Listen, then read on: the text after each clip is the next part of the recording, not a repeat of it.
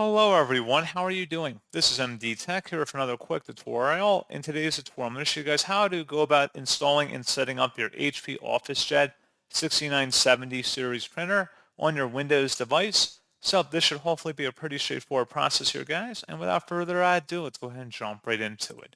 So all you have to do is open up a web browser, and into Google search, you want to go ahead and search for HP OfficeJet 6970 printer support and search for it.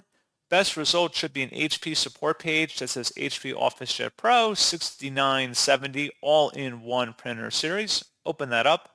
And then just going down a little bit on this page underneath support categories, select software and drivers.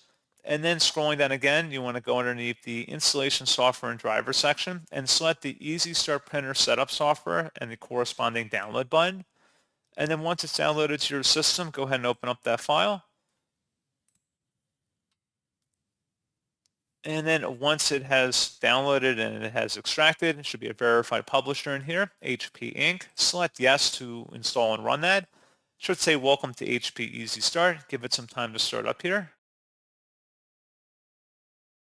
And then you can go ahead and accept or decline optional updates. You don't really need necessarily optional updates as the name would imply. Just follow through with the on-screen setup guide, again, depending on your needs for your installation.